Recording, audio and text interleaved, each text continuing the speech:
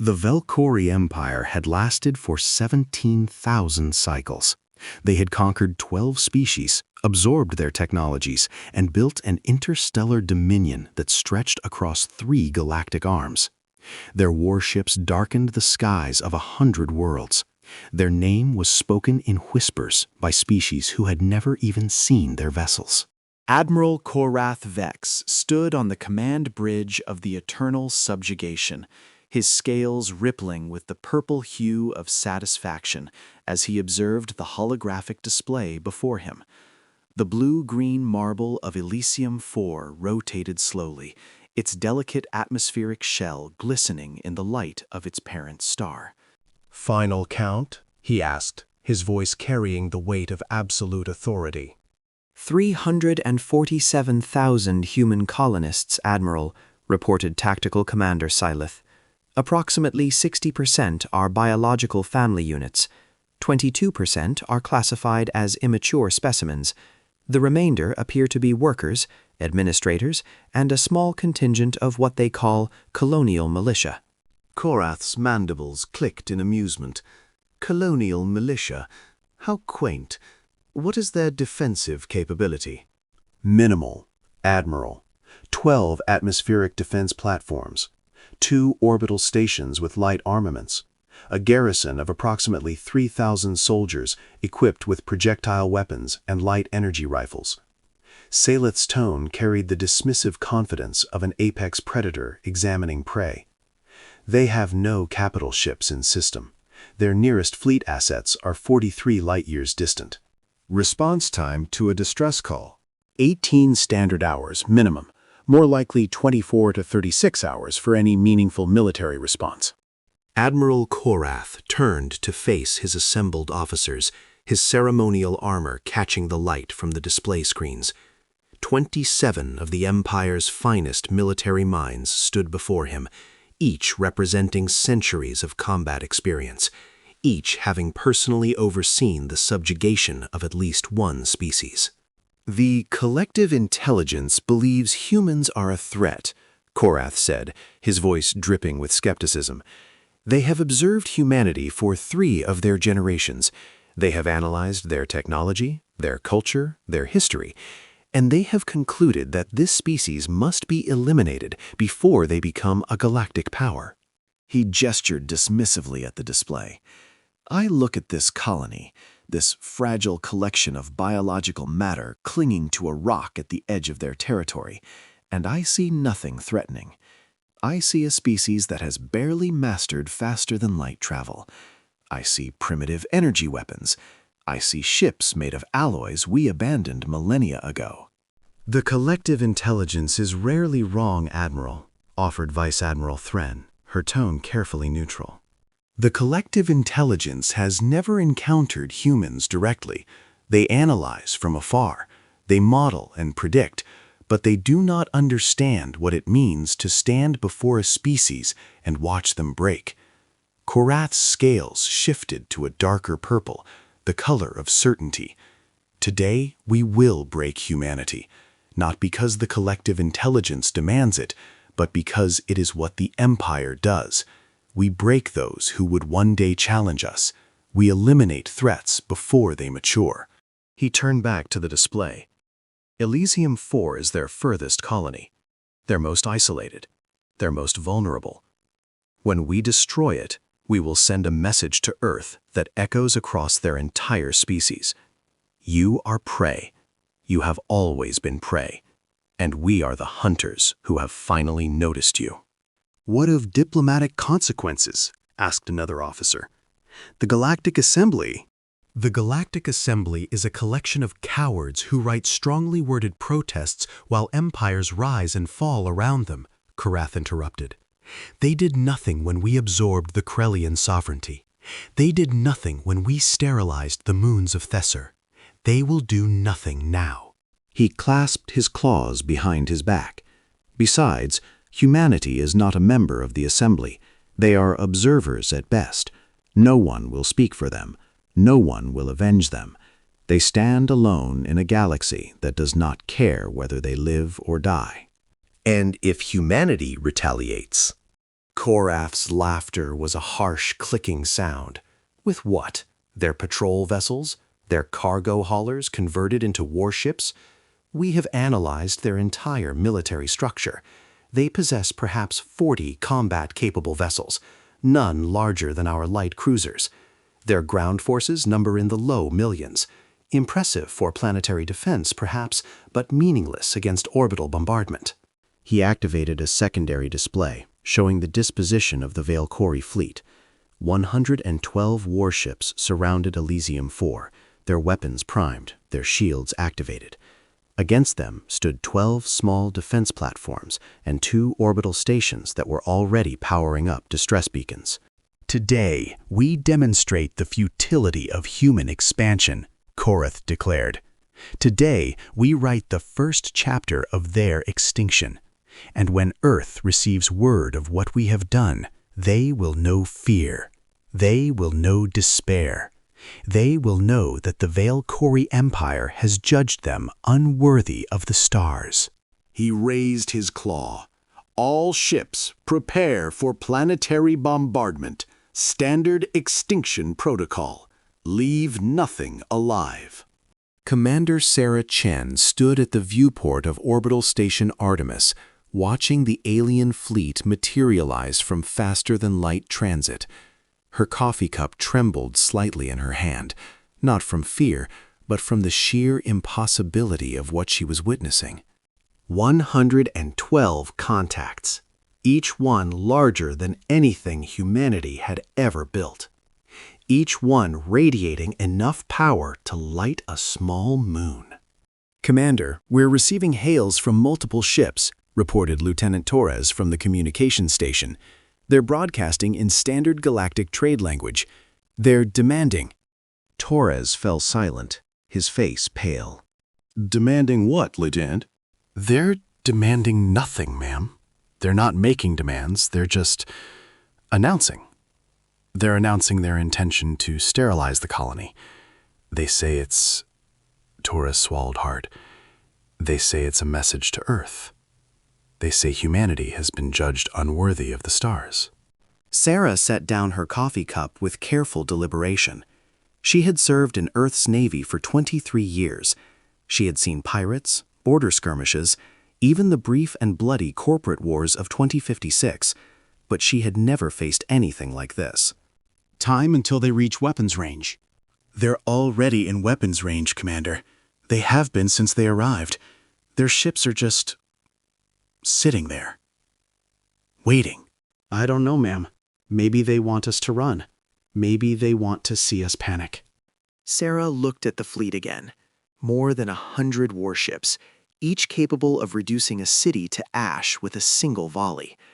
Against them, she had 2 orbital stations with a combined crew of 400 people, 12 automated defense platforms with enough firepower to maybe scratch the paint on one of those ships, and 3,000 colonial militia on the ground who were probably loading their rifles right now without any understanding of how useless those rifles would be. 347,000 civilians, men, women, children. Families who had traveled 47 light years to build a new life on a frontier world. Teachers, farmers, engineers, artists, dreamers. And in 18 hours, if they were lucky, the first Earth warships might arrive. They didn't have 18 hours. Lieutenant Torres, open a channel to the colony. Ma'am? Open a channel. Governor Morrison needs to know what's coming. Commander, if we tell them— They deserve to know, Lieutenant. They deserve the chance to say goodbye, to hold their children, to tell each other what matters.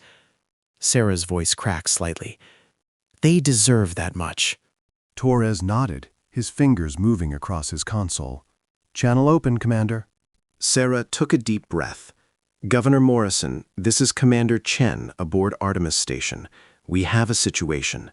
The bombardment began 3 hours later. Admiral Korath had expected resistance.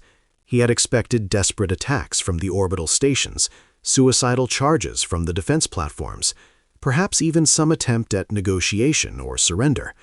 What he had not expected was silence. The humans had not fired a single shot. The orbital stations had simply sat there, their weapons dark, their shields unpowered. The defense platforms had not activated. The colonial militia had not scrambled to defensive positions. It was as if the entire colony had simply accepted its fate. "They're not even trying to fight," observed Vice Admiral Thren, her confusion evident. "Not a single weapon discharge, not a single attempt to evacuate." "Perhaps they understand the futility," Karath replied, though he felt a strange unease in his chest. "Perhaps they are wiser than we gave them credit for." Or perhaps they're transmitting something, suggested Tactical Commander Salith. Our communications intercept teams have detected an unusual amount of data traffic from the colony, high bandwidth, heavily encrypted, directed toward Earth. "Let them transmit. Let Earth know exactly what happened here. Let them see the face of their executioner." Korath gestured toward the planet. "Continue bombardment. Maximum yield. I want nothing left but glass and ash." The Vel'Kari warships unleashed their fury upon Elysium 4. Plasma beams carved through the atmosphere, turning air to fire. Kinetic bombardment platforms launched dense metal rods at significant fractions of light speed, each impact releasing the energy of a small nuclear weapon. Antimatter warheads detonated in carefully calculated patterns, their explosions overlapping to create continuous walls of destruction. Cities vanished in seconds. Forests became infernos that burned so hot they consumed their own oxygen. Oceans boiled, sending columns of superheated steam into an atmosphere that was itself beginning to burn. And through it all, the encrypted transmissions continued. Every orbital station, every surviving ground installation, every personal communication device in the colony broadcast continuously toward Earth. They transmitted until they were destroyed. The bombardment lasted for 6 hours. When it was over, Elysium 4 was a dead world. Its atmosphere was choked with ash and debris. Its surface was a landscape of craters, glass plains, and cooling magma. No structure remained standing. No life signature was detectable. 347,000 humans had died in those 6 hours. Men, women, children. Families who had traveled 47 light years to build a new life. Teachers, farmers, engineers, artists, dreamers. Gone. Admiral Korath surveyed the destruction with satisfaction. Salith, confirm extinction. Confirmed, Admiral. No life signs detected anywhere on the planetary surface. All orbital installations destroyed. All atmospheric processing stations destroyed. All underground shelters destroyed. Silith paused. There is one anomaly. Report. During the bombardment, we detected several small craft departing the planet. They appeared to be civilian vessels, shuttles, cargo haulers, personal transports. We destroyed most of them, but our records indicate that approximately 400 made it to faster-than-light transit before we could intercept. Korath's scales rippled with annoyance. 400 vessels. How many survivors? Impossible to determine precisely. Based on the vessel types, we estimate between 15 and 40,000 individuals. 40,000 out of 347,000. An acceptable survival rate for a message. Korath turned away from the display. Let them run to Earth. Let them tell their leaders what happened here. Let them spread fear. And our next target? The collective intelligence has identified 17 human colonies within our range of operations. We will visit each one in turn. By the time we are finished, humanity will understand that their extinction is inevitable.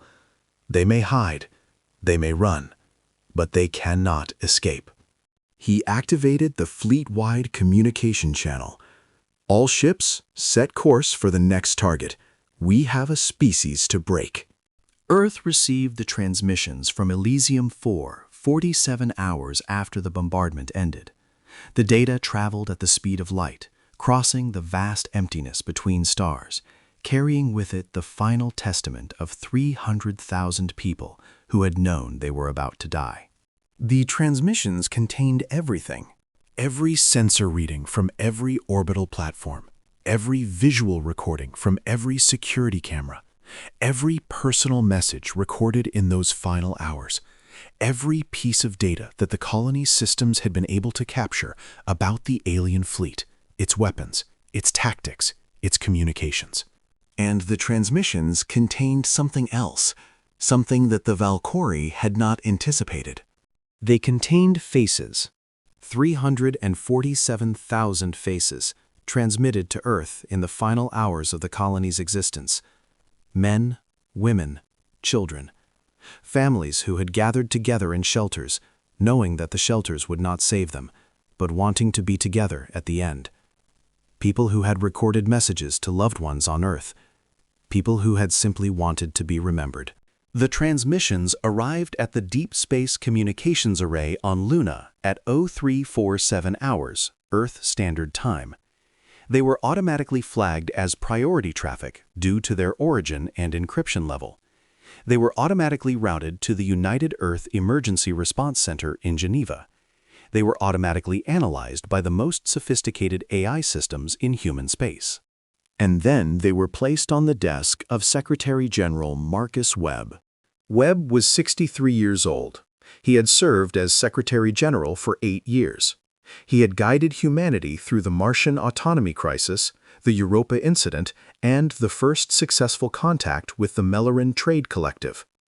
He was a diplomat by training, a peacemaker by temperament, and a man who believed fundamentally in the power of communication to resolve conflict. He watched the transmissions in his private office, alone, for 7 hours. When he emerged, his staff noted that his expression had not changed. His voice was steady, his manner was calm, but something in his eyes was different. Something cold had settled behind them, something that had not been there before. "Convene the Security Council," he said. "Full session. Classified Omega. No recordings, no transcripts, no observers." "Sir, should I prepare a statement for the public? The media will." "No statements, no announcements. Not yet." Sir? Webb turned to face his aide, and for a moment the cold thing behind his eyes became visible. 347,000 people are dead, Michael. Children are dead. Families are dead. Everything they built, everything they dreamed, everything they hoped for, gone. Burned to ash by an empire that didn't even consider them worthy of a warning. He paused. The Vel'Kari didn't give Elysium 4 a chance to surrender. They didn't offer terms. They didn't make demands. They simply announced their intention to commit genocide and then proceeded to do so. They did this because they believe we are weak. They did this because they believe we are alone. They did this because they believe no one in the galaxy will care if they exterminate every human being in existence. His voice remained steady, but his words carried a weight that made his aide step back. They may be right about that last part. The galaxy may not care. But I care, and before this is over, the Vel'Kari will understand exactly what it means to awaken something that cares. The Security Council of United Earth convened in the deep bunker beneath Geneva 4 hours later. 17 individuals sat around a circular table, representing every major power block, every military branch, and every intelligence agency on Earth. They had all received preliminary briefings. They had all seen selections from the Elysium 4 transmissions. They had all understood, in their own ways, what had happened. But none of them had spoken about it. Not yet. Not until now. Secretary General Webb stood at the head of the table, a holographic display floating before him, showing the ruined surface of Elysium 4. The image rotated slowly, its devastation visible from every angle. "You have all seen the preliminary data," Webb said. "You know what happened. I will not waste time on emotional appeals or moral outrage. We all feel those things. We will all process them in our own ways. But right now, I need to know one thing and one thing only." He looked around the table, meeting each pair of eyes in turn. Can we win? Admiral Chen Yi, commander of the United Earth Navy, was the first to respond. She was a small woman, barely 5 feet tall, with iron gray hair and a face that had seen 60 years of service to humanity. She had fought pirates in the asteroid belt. She had commanded the fleet during the corporate wars. She had spent her entire career preparing for a war she hoped would never come. Define win, Secretary General. Survival. The continued existence of humanity as a spacefaring species. The destruction or neutralization of the Vel'Kari threat. Admiral Chen studied her tablet for a long moment. The Vel'Kari Empire possesses approximately 3,000 warships distributed across their territory. Of these, roughly 400 are what we would classify as capital ships, vessels with enough firepower to destroy a planet. The fleet that attacked Elysium 4 was 112 ships, less than 4% of their total military strength. She looked up. We have 41 combat-capable vessels. 12 of those are what we would consider significant military assets. The rest are converted cargo haulers, patrol craft, and training vessels. In a direct confrontation, the Vel'Kari would annihilate our fleet in approximately 6 minutes. So, we cannot win a conventional war. A conventional war? No, absolutely not. Our industrial capacity is perhaps 2% of theirs. Our population is smaller. Our technology is less advanced. In any protracted conflict, they would simply outlast us. General Thomas Blackwell, commander of Earth Ground Forces, leaned forward. Admiral Chen is correct about the space-based assessment, but the Vel'Kari have never fought humans on the ground. They've never dealt with guerrilla warfare, asymmetric tactics, or a population that refuses to surrender. If they try to occupy our worlds— They won't try to occupy, interrupted Director Yuki Tanaka of the Intelligence Service. The data from Elysium 4 is clear. They're not interested in occupation. They're interested in extinction. They'll simply bombard every human world from orbit until nothing remains. Then we need to prevent them from reaching orbit, said Webb. How?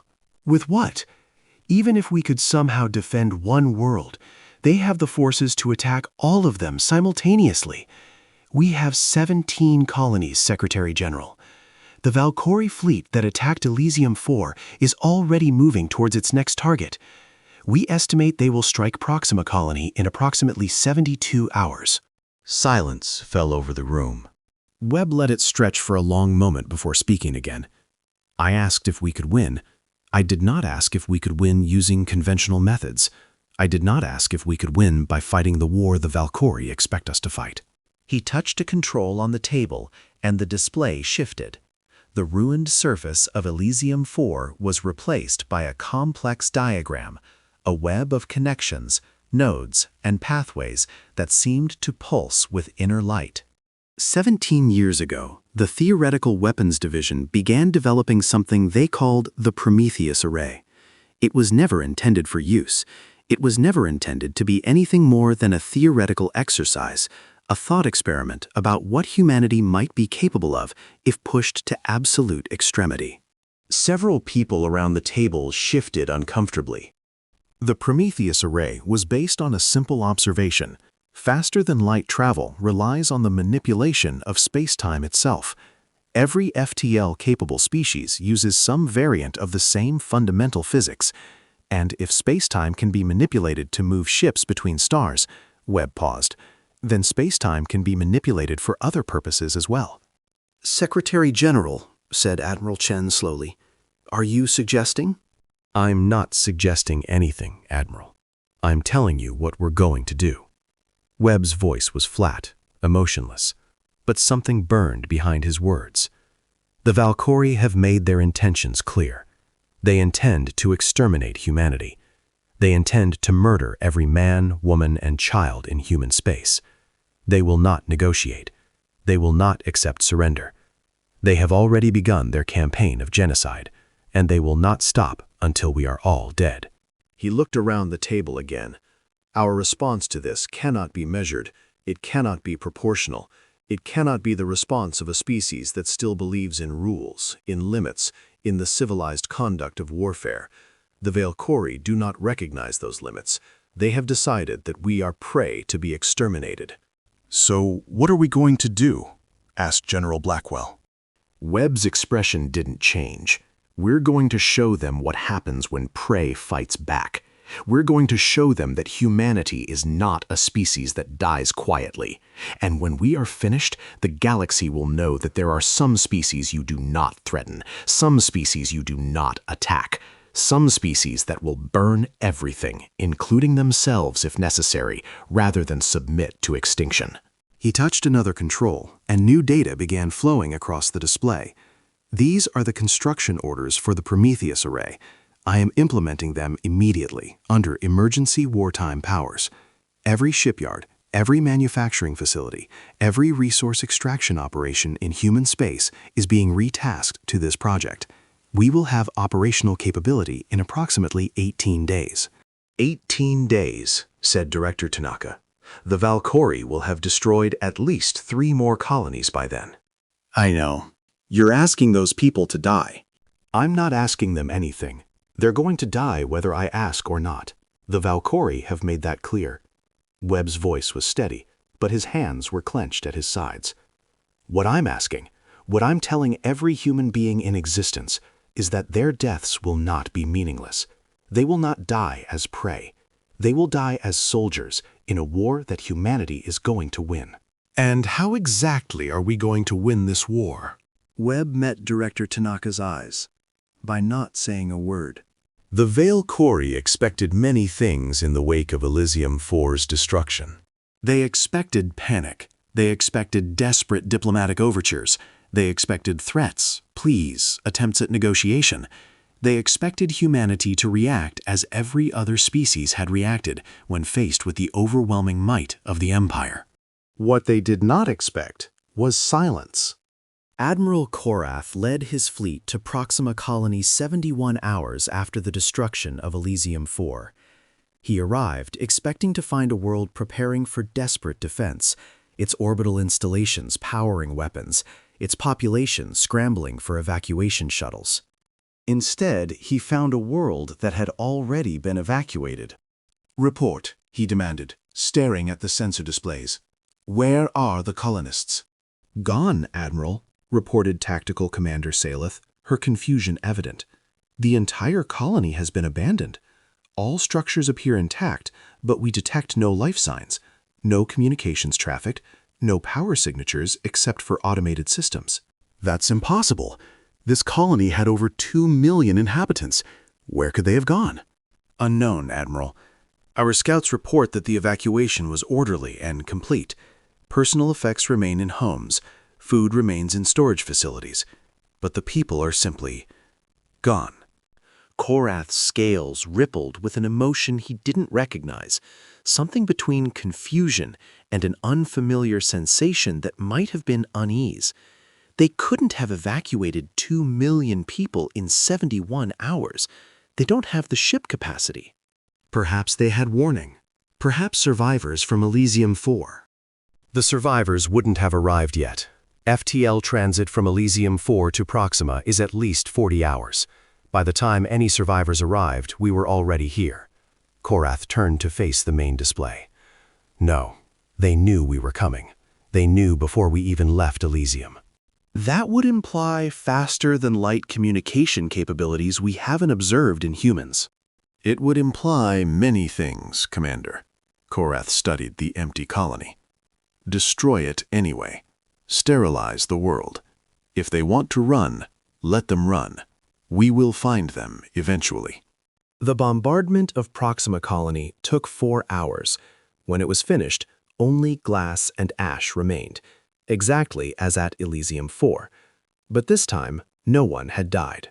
The Vel'Kari did not understand what this meant. The pattern repeated at New Shanghai, at Artemis, at 7 other colonies throughout human space. Every world was empty. Every population had vanished. Every attempt to track human ship movements failed. It was as if humanity had simply ceased to exist, leaving behind only their buildings, their infrastructure, and their silence. Admiral Korath grew increasingly frustrated. He had been promised terror. He had been promised broken spirits and desperate pleas. Instead, he found empty worlds and unanswered communications. "They're not responding to any hails," reported Vice Admiral Thren after the 5th empty colony. Not military frequencies, not civilian frequencies, not even automated acknowledgement systems. It's as if they've disconnected themselves from the galactic communication network entirely. "That's exactly what they've done," said Korath. "They're hiding. They're running. They think that if they stay silent, we'll lose interest." Will we?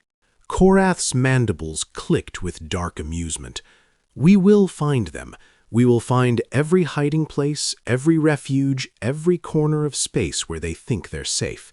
And when we find them, they will learn that silence does not equal safety. But as the days passed, Korath began to feel something he had never felt before in his 1700 years of warfare: doubt. Humanity was not behaving like prey. Prey ran in panic. Prey left obvious trails. Prey made mistakes born of fear and desperation. But humanity was moving with precision, with coordination, with a level of organizational efficiency that suggested something far more dangerous than fear. They were preparing. Preparing for what? Korath did not know. And for the first time in his long career, that uncertainty began to gnaw at him. On Earth, the work continued in silence. Every shipyard operated at maximum capacity, their workers putting in 18-hour shifts without complaint. Every manufacturing facility had been retasked to a single purpose. Every scientist, every engineer, every technician with relevant skills had been mobilized. The Prometheus array took shape in the deep shipyards of Titan, hidden beneath kilometers of ice and rock. It was not a weapon in any conventional sense. It was not a ship, a bomb, or a defensive installation. It was something far more fundamental, a tool for manipulating the very fabric of reality. Dr. Elena Vasquez had led the Prometheus project since its inception 17 years earlier. She had always known that what they were building was dangerous. She had always known that there might come a day when it would be needed, but she had never imagined it would be needed like this. Final integration is complete, she reported to Secretary General Webb via secure quantum link. We're running final calibration sequences now. Estimated time to full operational capability, 43 hours. Webb's face was drawn, haggard. He had not slept in days. None of them had. The Vel'Kari fleet is approaching Tau Ceti. That's our largest remaining colony, 12 million people. They've already been evacuated? 97%. We're running the last transport ships now, but if the Vel'Kari arrive before the Prometheus array is operational, they'll destroy an empty world, just like all the others. And then they'll start searching. They're not stupid, Elena. They know we're gathering somewhere. They know we're planning something. Their scouts are already probing the outer systems. It's only a matter of time before they find us. Dr. Vasquez nodded. Then we need to make sure that when they find us, we're ready to give them a response they'll never forget. No words, Webb reminded her. That was the agreement. We say nothing, we explain nothing. We let our actions speak for themselves. I understand. She paused. Secretary General, I need to ask you something. Ask. When we activate the Prometheus array, there's no going back. The galaxy will never look at humanity the same way again. Are you certain this is what you want?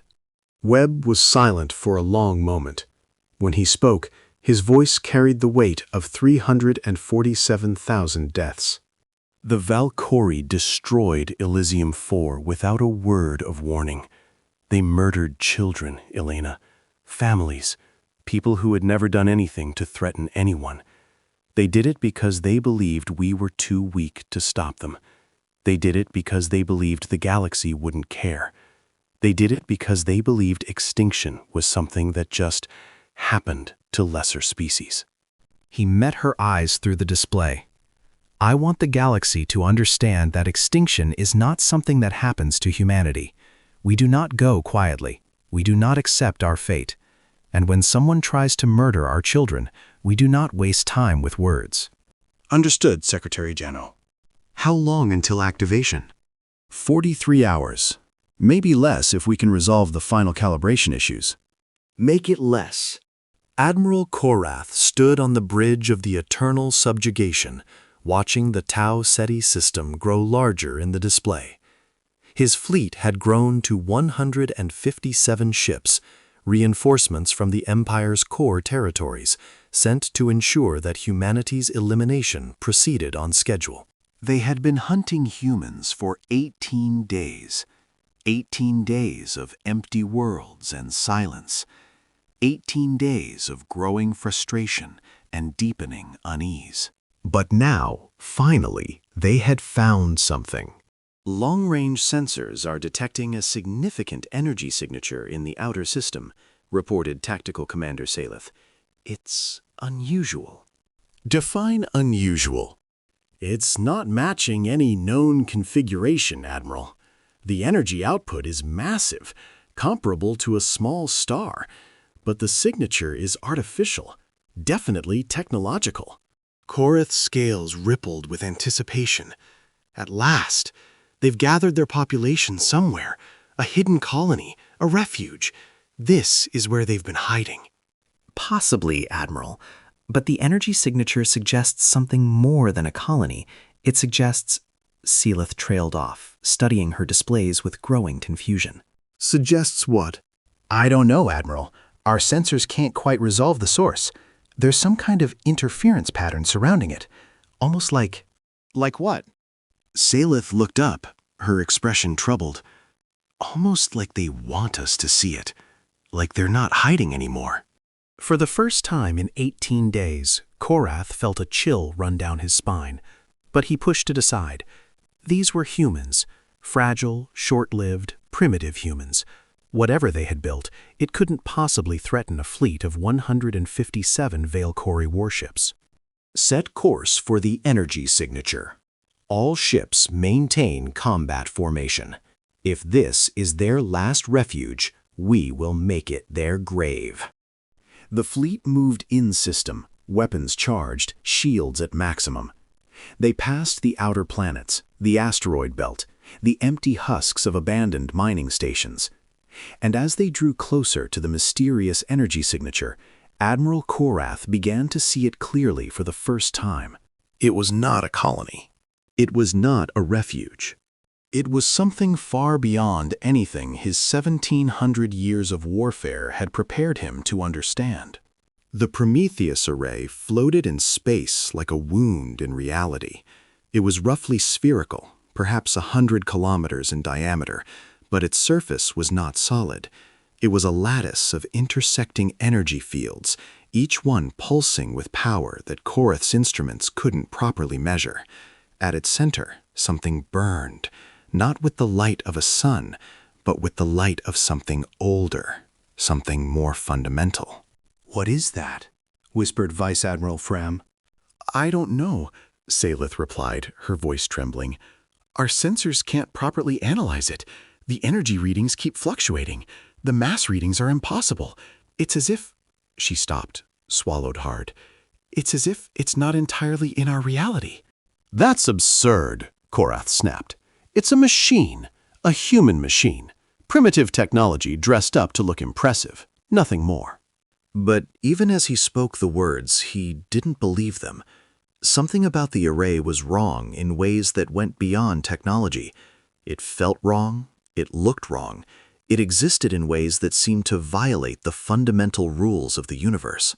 Admiral, Salith said slowly, I'm detecting human vessels gathering around the array. Thousands of them. Transport ships, cargo haulers, colony vessels. They're just sitting there, watching us approach. Population count? Based on vessel capacity, approximately 300 million individuals. 300 million, nearly their entire surviving population. Korath allowed himself a cold smile. They've gathered themselves for slaughter. How convenient. He opened a fleet-wide channel. All ships, prepare for engagement. Standard extinction protocol. We will destroy the human fleet first, then eliminate this construction, whatever it is. Today, we end the human species. 157 Vel'Kari warships moved into attack formation, their weapon systems cycling to full power. Plasma cannons charged, missile bays opened, energy shields overlapped and interlocked, creating an impenetrable wall of force. The human fleet didn't move. The human fleet didn't respond. The human fleet simply sat there, watching, waiting, saying nothing. Secretary General Webb stood on the bridge of the United Earth, surrounded by the last government of humanity. He watched the Vel'Kari fleet approach, their weapons glowing with murderous intent, their formation designed for maximum destruction. "They're in range," Admiral Chen reported quietly. "How long until the array is at full power?" 7 minutes. Then we wait 7 minutes. Around him, the bridge crew worked in silence. There were no heroic speeches, no defiant declarations, no final messages to loved ones. Every person on the United Earth understood what was about to happen. They had made their peace with it. They had also made their preparations. The Vel'Kari are hailing us, Lieutenant Torres reported. They're demanding our surrender. Don't respond. "Sir, they're threatening to destroy everything unless we acknowledge." Don't respond. The Vel'Kari hails continued for another 3 minutes. Threats escalated, demands became ultimatums, and through it all, humanity maintained its silence. Finally, Admiral Korath lost patience. "They won't talk," he snarled. "Fine. If they won't talk, they'll die in silence. All ships, open fire." 157 Vel'Kari warships unleashed their full arsenal at the gathered human fleet. What happened next took approximately 4.7 seconds. In the first second, the Prometheus array detected the incoming weapons fire. Its sensors analyzed the trajectory, energy signature, and impact potential of every plasma beam, every missile, every kinetic projectile fired by the Vel'Kari fleet. In the second, the array activated. The lattice of energy fields that made up its structure began to rotate, each layer spinning in a different direction, at different speeds.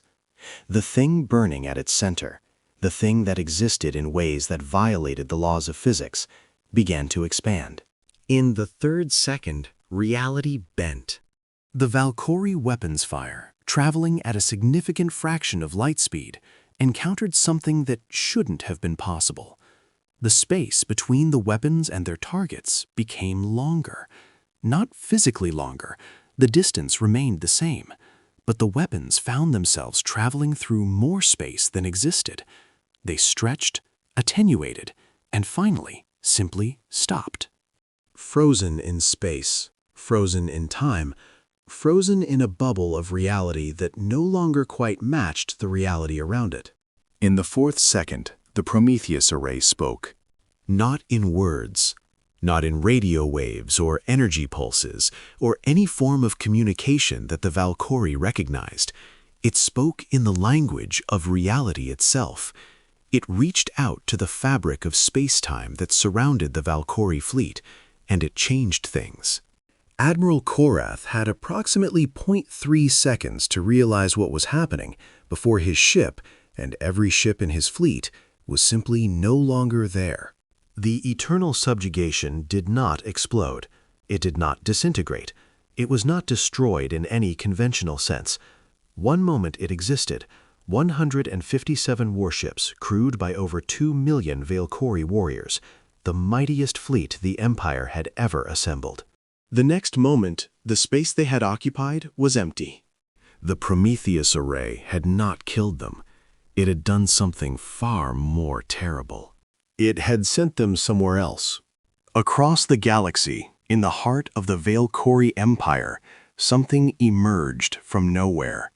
157 warships appeared in the space above Vel'Kor Prime, the homeworld of the Empire, the seat of the collective intelligence.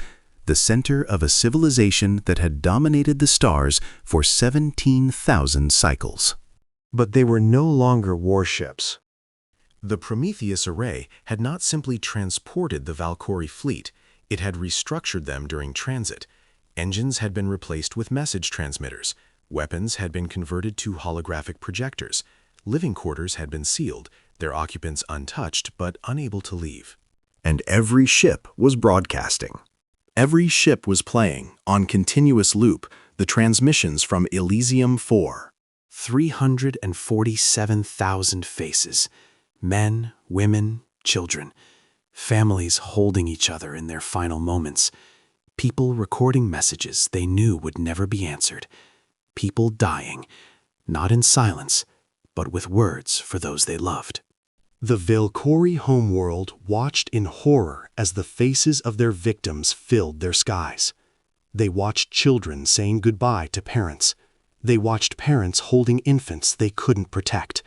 They watched humanity's final testament, broadcast from ships they had sent to commit genocide.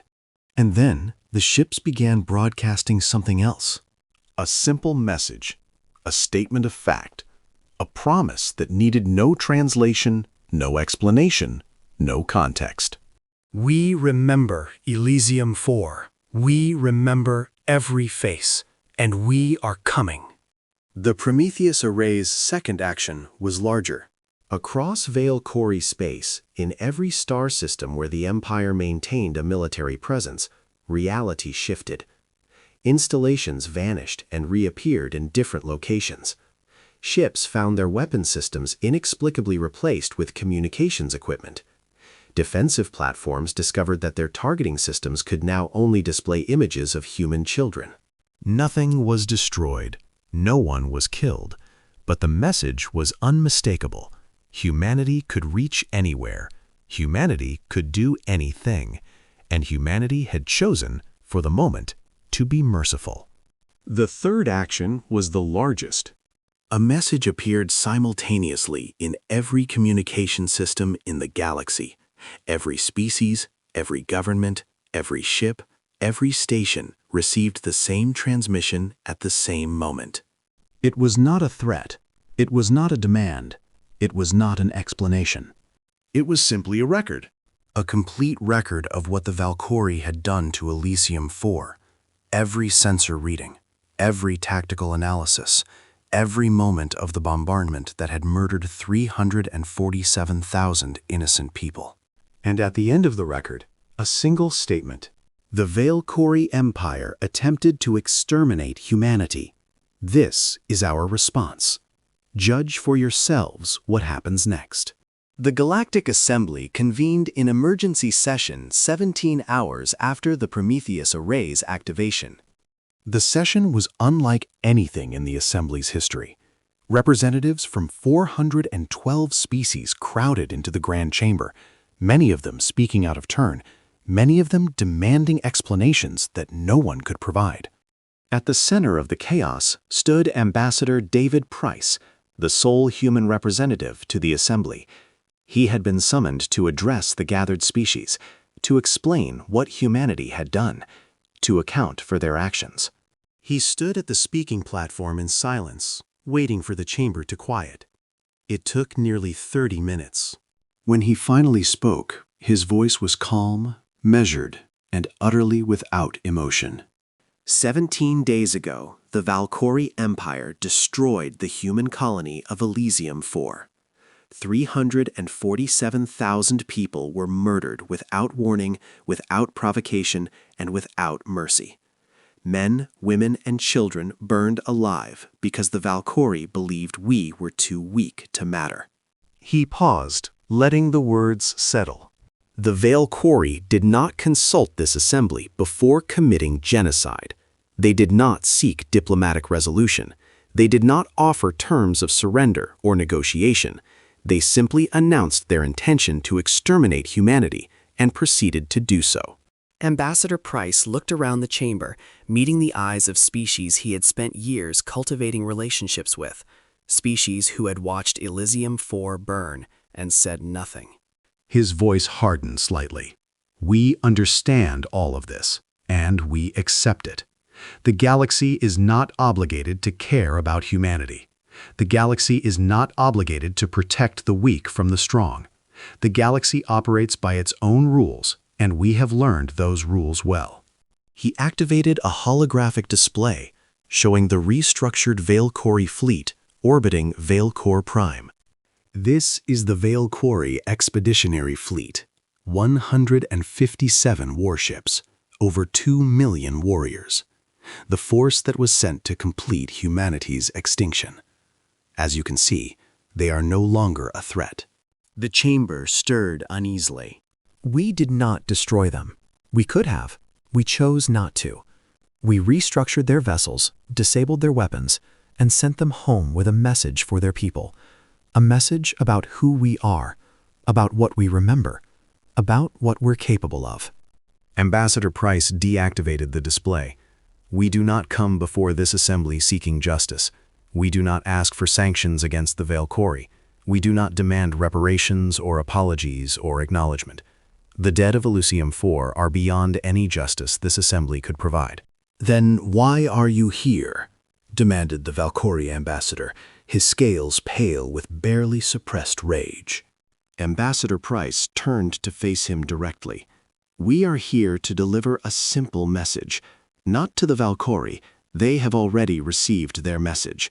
To the rest of the galaxy." He paused. "Humanity is no longer willing to die quietly. We are no longer willing to accept our extinction as inevitable. We have demonstrated capabilities that your scientists will spend centuries trying to understand. We have restructured reality itself to protect our people." "You've developed weapons of unprecedented power," accused the Krellian delegate. "Weapons that threaten the stability of the entire galaxy." Yes, Ambassador Price agreed. We have, and we will use them again if necessary, but only if necessary. Humanity did not strike first. Humanity did not seek conflict. Humanity did not threaten anyone. We built colonies. We traded peacefully. We sought only to exist. He turned back to address the full chamber. The Vel'Kari decided that our existence was unacceptable. They decided that we should be exterminated like vermin. They made this decision without consulting us, without negotiating with us, without giving us any opportunity to respond. So we responded in kind, without consultation, without negotiation, without giving them any opportunity to prepare. Ambassador Price's voice dropped lower.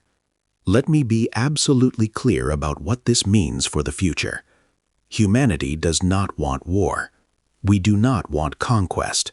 We do not want empire.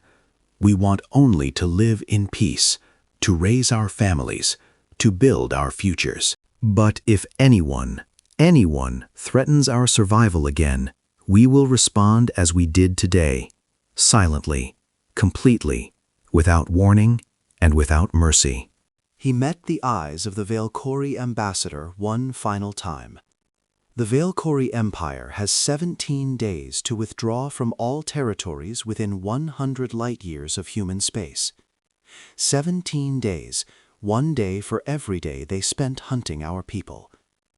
After 17 days, we will begin restructuring their military infrastructure. Not destroying it, restructuring it. Turning their weapons into monuments, turning their warships into archives of the faces they murdered. "You can't," the Vel'Kari ambassador began. "We can. We have demonstrated this clearly.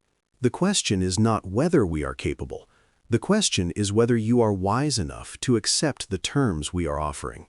Ambassador Price gathered his materials. "This assembly has debated and deliberated while species rose and fell around you. You have written protocols and procedures while billions died. We do not ask you to change. We do not expect you to care." He began walking toward the exit. "We simply wanted you to know that humanity will never again wait for your permission to survive." He paused at the door. "There will be no further statements. There will be no negotiations. There will be no explanations. We have said everything we intend to say. Watch our actions if you want to understand who we are." And then he was gone. Epilogue. 5 years later. The Vel'Kari Empire no longer existed. Not because humanity had destroyed it. Humanity had kept their word. They had not killed a single Vel'Kari after the Prometheus Array's activation. They had not invaded Vel'Kari space. They had not seized Vel'Kari territory. They had simply stopped talking. For 5 years, every attempt by the Vel'Kari to communicate with humanity had been met with silence. Diplomatic overtures went unanswered. Trade proposals were ignored. Even surrender offers, and there had been many, received no response. The empire had crumbled from within, as subject species realized that their masters were no longer invincible. Rebellions had spread, alliances had fractured. The collective intelligence, faced with an enemy it couldn't analyze, predict, or understand, had eventually shut itself down in what could only be described as despair. Humanity had not celebrated this collapse. They had not commented on it. They had simply continued building, exploring, expanding, always in silence, always with that same quiet determination that had carried them through their darkest hours. The Prometheus Array remained active, orbiting silently in the outer reaches of human space. A reminder, a warning, a promise. Other species had approached humanity seeking alliance, trade, friendship. Some were welcomed. Some were ignored. None could predict which would be which. The humans seemed to evaluate each species based on criteria that no one else could understand. Criteria that had nothing to do with power or wealth or strategic value. Some theorized that the humans judged species based on how they had responded during the Vel'Kari crisis. Those who had offered even token support, even simple acknowledgement of the genocide, were treated warmly. Those who had remained silent, waiting to see which side would win, were treated with cold indifference. But no one knew for certain. The humans didn't explain. Marcus Webb had retired from public life 3 years after the crisis. He lived now in a small house on the shores of what had once been called the Mediterranean Sea, surrounded by gardens that he tended himself. He was sitting on his porch, watching the sunset, when the visitor arrived. The alien was Melaran, one of the few species that had openly condemned the Vel'Kari attack while it was happening. They had offered refuge to human survivors. They had shared intelligence about Vel'Kari movements. They had done what little they could. Former Secretary General, the Melaran said, her translator rendering her musical language into flat English, "I have traveled far to ask you one question." Webb gestured to an empty chair. "Ask." Why silence? You had the power to make demands, to dictate terms, to reshape the galaxy according to your will. Instead, you simply stopped talking. Why? Webb was quiet for a long moment, watching the sun sink toward the horizon. When the Vel'Kari destroyed Elysium 4, he finally said, "They did it because they believed we were nothing. They believed our words, our thoughts, our feelings, none of it mattered. We were just noise to be silenced." He turned to face his visitor. "After the array, we could have given speeches. We could have explained our technology, our intentions, our demands. We could have told the galaxy exactly who we were and what we wanted." "Yes, why didn't you?" "Because words are cheap. Words can be argued, debated, dismissed. Words can be ignored." Webb's eyes were distant, seeing something beyond the sunset. But silence. Silence forces others to watch, to pay attention, to judge for themselves. Silence says, "I don't need your approval. I don't need your understanding. I don't need anything from you at all." He smiled slightly. The Vel'Kari thought they could make us disappear by not listening to us, by treating our pleas as irrelevant noise. We showed them, we showed everyone, that we could do the same thing, that we could reduce them to nothing simply by refusing to acknowledge their existence. The Melaran considered this. It seems harsh. It is harsh. We are harsh now. The old humanity, the humanity that believed in diplomacy, in communication, in the power of words to change minds, that humanity died on Elysium 4. What came after is something different. Something dangerous. Perhaps, but something that will never again die quietly. Webb looked at his visitor. Is that wrong? Should we have been forgiving? Should we have accepted apologies and moved on? The Melleran was silent for a long moment. I do not know. My people have never faced what yours faced. We cannot judge. No, you can't. Webb turned back to the sunset. No one can. That's the point.